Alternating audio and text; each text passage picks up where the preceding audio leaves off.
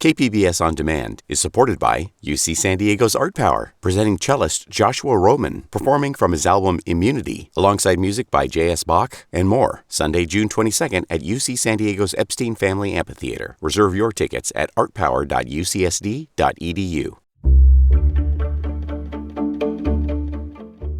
Good morning, I'm Debbie Cruz. It's Friday, January 5th.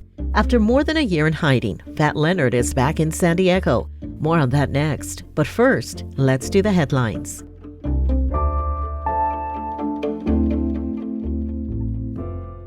The latest COVID surveillance shows a big increase in the amount of virus in the county right now. The numbers are the highest they've been in 2 years. Dr. Christopher Longhurst of UCSD Health says the reason for the current spike is simple. We just finished the holidays, and so this is a normal occurrence every winter. Before COVID, we traded other viruses like the flu and RSV. And in fact, influenza and RSV are also quite high right now. So it's common that people will have had the sniffles at the holiday parties and exchange those viruses.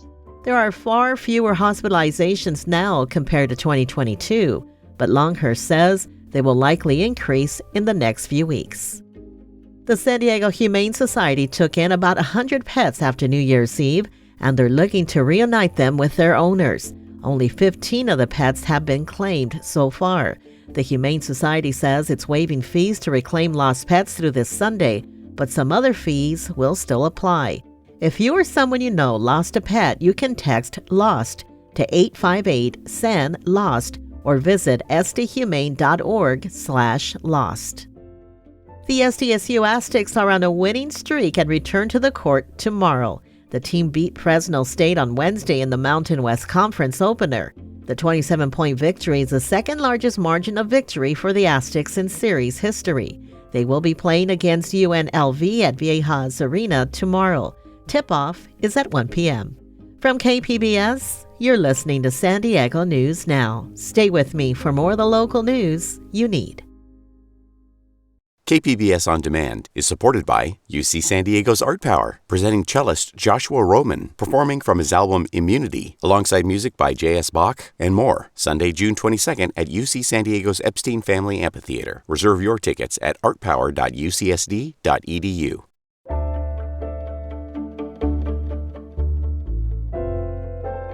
The man who bribed scores of Navy officers over 2 decades, then escaped from house arrest in San Diego more than a year ago, is back and was in court yesterday.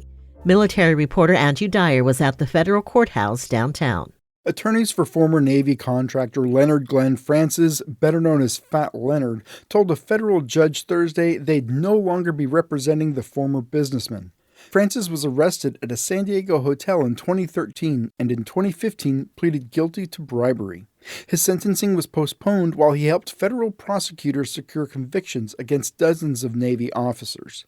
Before he was to be sentenced in September 2022, Francis fled house arrest, escaping to Venezuela, where he was eventually arrested.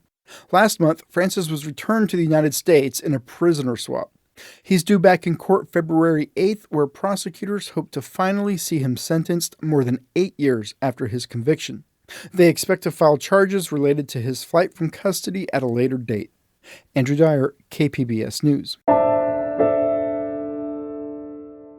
Some UCSD postdoctoral scholars are facing the threat of deportation later this month. Education reporter M.G. Perez says it's the latest conflict with administration over their union contract. It's been almost a year since academic workers at UC San Diego signed a new contract with the administration, and there have been ongoing protests that the UAW contract is not being enforced in many ways. 5 international postdoctoral scholars say their jobs were unexpectedly terminated over the holidays, and since they are on visas, they may be forced to leave the country unless they get their jobs back by the end of the month. Janine Nakvi is head steward of the postdoc union Local 5810. It's our view that the university really doesn't want us to implement this contract that they signed. And so our position is that we are going to continue to fight and make sure that every worker gets their rights that they deserve. UC San Diego administration did not respond to our request for comment on these terminations. MG Perez, KPBS News.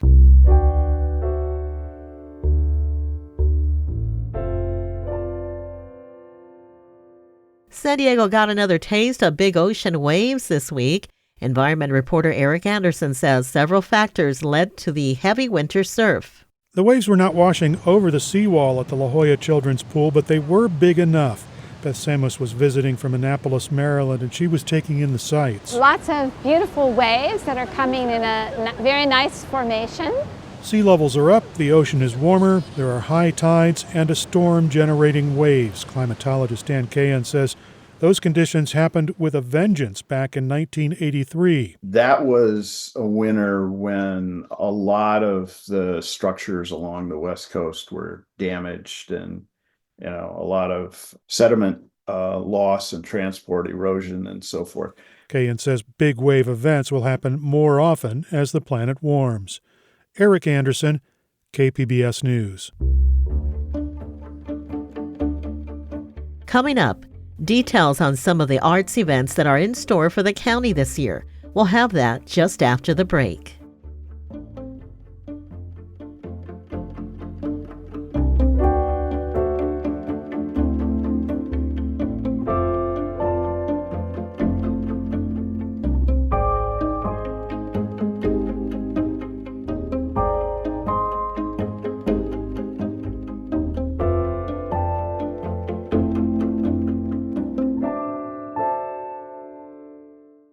KPBS On Demand is supported by UC San Diego's Art Power, presenting cellist Joshua Roman, performing from his album Immunity, alongside music by J.S. Bach and more, Sunday, June 22nd at UC San Diego's Epstein Family Amphitheater. Reserve your tickets at artpower.ucsd.edu.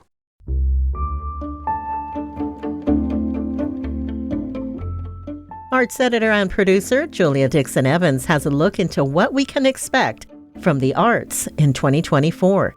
She joined my colleague Andrew Bracken. Here's their conversation. So let's start with an event. It combines visual art, music, and performance, and it's happening later this month. Project Blank brings back their working title project for another year. What can you tell us about this event? So this is a 3-day group exhibition and concert series. It takes place over 3 nights that starts January 11th at St. Paul's Episcopal Cathedral in Bankers Hill. And it's co-curated by visual artist Diana Benavides and musician Leslie Ann Latham. And they'll transform this cathedral space into like a immersive gallery and performance space. There'll be installations and then a series of performances like music, movement, performance art, and just tons to see. There are so many performers and artists that are involved in this, so it's definitely worth checking out. Great. And one more arts event that combines both visual art and music, but this one involves a little road trip to the desert, and it's at the Borrego Art Institute. Yeah, I'll start by saying this one opens this Saturday, so get ready. It's kind of an annual showcase that the Borrego Art Institute does of contemporary Latin American art. There's painting, photography, mixed media, and many of the artists that they're showing are from the Baja region. And they're also showing a solo exhibit that's in the Art Institute as well. It's by painter Jose Luis Nunez. The opening reception for these is going to also have mariachi music and mixteco music. These performances will be from 3 to 5 p.m., and it's all part of the Borrego Springs Art Walk. So you can start there at the Borrego Art Institute, which is pretty close to Christmas Circle in Borrego Springs. And then from there, you can head to other galleries and other exhibitions. There's stuff at the House of Borrego Springs, the Hacienda del Sol, the Courts, and the Palms at Indian Head. And that art walk runs from 5 to 7. And I especially love the desert in the winter, so bundle up and you can check out a really unique art scene. And if you can't get there this Saturday, the exhibit, the Contemporary Latin American Art exhibit, will be on view through the end of the month, January 28th.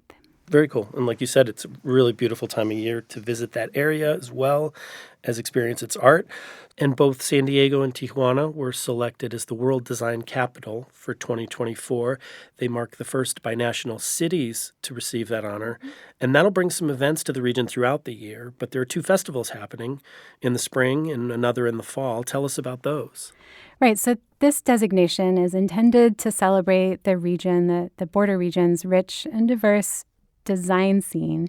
And the first of these little mini festivals that happen, even though there's events happening throughout the year, the first is Tijuana focused, and it's going to correlate with Tijuana Design Week. That's May 1st through 5th. There'll be lectures, tours, arts events, networking, exhibitions, all throughout that week. And then the San Diego focused week will be September 18th. Starting then, it'll be headquartered at the Mingay International Museum, and there'll be other events and programs across the city. A lot of the details for these and the correlated events are still being worked out, so stay tuned. And San Diego has a lot of theater here. We have about 50 theater companies here. And we've seen more than a few plays and musicals emerge from San Diego and then head to Broadway or become nationwide hits. What does 2024 have in store for San Diego's theater scene? Well, one thing I'm looking forward to is the Old Globe has commissioned playwright Karen Zacharias to adapt Edith Wharton's The Age of Innocence for the stage. That's going to open February 8th. And Edith Wharton won a Pulitzer for that novel. It's all set in New York in the Gilded Age, so it promises to be this really great period piece, and the Old Globe does those so well. Yeah, I'm looking forward to that one. I actually have tickets to it. Oh, I think it was a Martin Scorsese movie from like the 1990s or something as well. But it's a really interesting book. And Idina Menzel's coming to town. She was the voice for Elsa in Frozen. I think a lot of parents remember the song Let It Go. Are you going to sing it? No, I'll pass right now. And she also has a long history on Broadway. How can we see her on stage here? So this is Redwood. It's at the La Jolla Playhouse in mid-February, and it's already selling out. So this is a brand new world premiere musical. It's about a mother who kind of hits a breaking point, and she runs away to the Redwoods and has this sort of life-changing experience there. It should be a beautiful set and a powerful story, and I know that I would probably pay to hear Idina Menzel sing from the phone book. So there we go. There's always a lot going on musically in San Diego, so let's just do a quick fire round on some things on your radar throughout the year there. Okay, so first is this weekend. It's the Athenaeum Sound On Festival, which is 3 days of concerts of new and experimental composition. These are held both at the Athenaeum's Music and Arts Library in La Jolla, but also their Athenaeum Art Center location in Logan Heights at Bread and Salt. And also then a little later, UC San Diego Park and Market has announced their full year of their Intersections concert series. So these are pretty diverse music offerings. They range from jazz to world to folk. And they're going to kick things off on January 19th with Adama Biliru, a West African musician. And this is at their new downtown annex concert hall. And there's about a handful of concerts throughout the year. And then one more to put on your calendar for later in the year is cellist Yo-Yo-Ma, who will join the San Diego Symphony and Rafael Payare in May at the new Jacobs Music Center after it finally opens. That was KPBS arts editor and producer Julia Dixon Evans speaking with KPBS Midday Edition producer Andrew Bracken. You can find details on all the things you just heard and lots more at kpbs.org/arts. That's it for the podcast today, and that's a wrap on the first week of 2024. This podcast is produced by Emmeline Mohebi and edited by Brooke Ruth. Join me on Monday for the day's top stories. I'm Debbie Cruz. Thanks for listening, and have a great weekend.